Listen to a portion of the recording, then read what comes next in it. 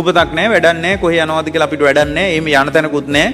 මැරුණා විතරයි. ඒ නිසා කණ්ඩ ඕන, බොණ්ඩ ඕන, නාන්න ඕන, හොඳට ඉන්න ඕන, විනෝද වෙන්න ඕන, ණය වෙලා හරි විනෝද වෙන්න ඕන, ණය වෙලා හරි shopping කරන්න ඕන, රට යන්න ඕන, හොඳට ඉන්න ඕන ඉන්නකම් කියලා කියන. දැන් එහෙම නැද්ද එහෙම අය? එහෙම ඉන්නවා. ඉපදිච්ච නිසා එහෙම විනෝදාස්වාදයේ ඇතුලේ ඉන්න ඕන, වෙන වැඩක් නැහැ අපිට කරන්න කියලා ණය වෙලා හරි අපි විඳින්න ඕන මේ ජීවිතේ කියලා ඉන්නවා. එහෙම හිතෙනවා නම් මං කියන ඔයාලට එහෙම හිතෙනවා නම් ඒ කියන්නේ මේ දැන් මිනිස්සෙක් වෙලා ඉද්දි ඔයාලට එහෙම හිතෙනවා නම් මම දෙයක් කියන්නද? හොඳට කන්න මේ වෙලාවේ. හොඳට කන්න ඕන මේ වෙලාවේ. බොණ්ඩ තියෙන ඒවා තියෙනවනේ. ඒවත් හොඳට බොණ්ඩ ඕන. එක එක ඒවා බොණ්ඩ තියෙනවා ණය වෙලා හරි බොණ්ඩ ඕන. ලෝන් එකක් ගහලා හරි ණය බොණ්ඩ ඕන පුළුවන් තරම්. නැයි එහෙම කියන්නේ. ආය කාලෙකට මනුස්ස භවේ නැහැ. ආය කාලෙකට මෙහෙ එනවා බොරු. මෙහෙන්න බෑ ආය. ඔයාලට හිතෙනවා නම් නෑ ඉතින් කාලා බීලා ඉන්න ඕන ජීවිතයක් තියෙන ඔය හාඳුරු පටිච්චසමුපාදේ කිව්වට විදර්ශන ඥාන මේවා කිව්වට මේ පටිච්චසමුප්පන්න ධර්මයක් ඇතුලේ දුක ඉවර කරගන්න පුළුවන් කෝ නෑ මෙහි සැප තියනවා කියලා ඔයාලගේ හෘද සාක්ෂිය කියනවා නම් මේ ධර්මයේ අහන්නත් හිතෙනවා නම් ඉතින් කරන්න දෙයක් නෑනේ. එතකොට මොකද කරන්න ඕන? එතකොට ඉතින් හොඳට කාලා බීලා විනෝද වෙලා සුව පහසු ජීවිතයකට යන්න ආයේ කල්ප ගානකට මනුස්ස භවේ නෑ යාට. මොකද යා මැරෙනකොට නිදාගෙන නැගිට්ටා වගේ යා වැටෙන්නේ සතර අපායට. නිදාගෙන නැගිට්ටා වගේ සතර අපායට යනවා. ඊට පස්සේ මේ පාන්සකෝල වලින් ගොඩ දාන්නම බෑ. පාන්සකෝල වලින් මේ මොනවාද මේ ඊට පස්සේ පැන් වඩලා ඊට පස්සේ මෙහි කරන 7 දවසේ දාන වලින් 7 දවසට හාඳුරු කෙනෙක් ගෙනල්ලා බණ කියවලා එන අයට හොඳට කණ්ඩ බොණ්ඩ දීලා එයාව ගොඩ දාන්න බෑ.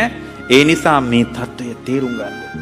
මේ ලැබිච්ච එක වටිනා එක. මේ ඔයාලා අද මේ බුද්ධ ශාසන ඉස්සරහා ඉපදිලා ඉන්නේ පින්වත්නි පිරිනිවන් පෑම පිණිස කියලා හිතන්න. මේ ඉපදුනේ නම් භවයට නෙමෙයි නිරෝධයට කියලා හිතන්න. එහෙම හිතනකොට මාර්ගයේ පෙනේ. ඔයාලා හිතන්න මේ පටිච්ච සමුප්පන්න ධර්මයේ ඇහෙන වෙලාවක අද මම ඉපදුනේ නිවන් දකින්න විතරයි කියලා හිතන්න. ධර්මුණු පොරෝ නලවන්න කියලා හිතන්න එපා. උදේට බත් මුල් බඳින්න මං ඉපදිලා ඉන්නේ කියලා හිතන්න එපා.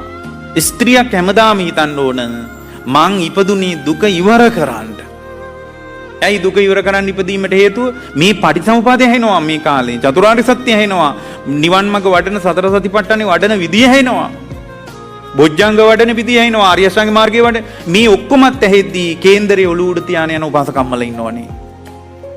ලස්සනට පටිච්චසමුපාදය ඇහෙද්දී හෙම්බිරිසාවක් හැදුනත් දේවාල ගානේ කැරකින අය ඉන්නවනේ.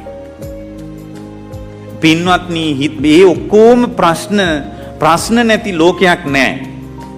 හැබැයි මේ ප්‍රශ්නේ සම්පූර්ණයෙන් විසඳ ගන්න අවස්ථාව ලැබෙන්නේ කාලෙකින්. ඒක ලැබෙන්නේ පින්වත්නි කාලෙකින්. ඒක වෙන්න බැරි දෙයක්. අපිට මේ වෙලා තියෙන වෙන්න බැරි දෙයක් වෙලා තියෙන්නේ.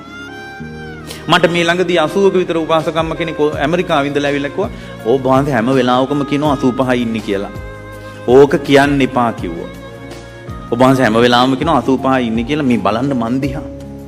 එයා හිතේ එයා ඇත්තටම එයා මනසින් මවාගෙන ඉන්නවා තවත් අවුරුදු 15ක් 20ක්වත් ඉන්න ඕන කියලා. අනේ පින්වත්නි අද රාත්‍රිය අවසාන රාත්‍රිය වෙන්න පුළුවන්. ඒක යට තේරෙන්නේ නැහැ. ඒක යට තේරෙන්නේ නැහැ. මානව වර්ගයාගේ ආයුෂ මෝරලා නැහැ. ක්‍රමානුකූලව 12 පාරක් ගලනෝගේ ජරා මරණ දුක පැත්තට යන්නේ. මේ தත්ත්වය තේරුම් ගන්න. ඒ නිසා පින්වත්නි ඔයාලා පළවෙනියෙන් නිවන් මඟ වඩනවා නම් විදර්ශනා නෙමෙයි කරන්න ඕනේ. මොකද පළවෙනියෙන් කරන්න ඕනේ? ආන්ත දෙක අයින් කරන එකයි කරන්න ඕනේ.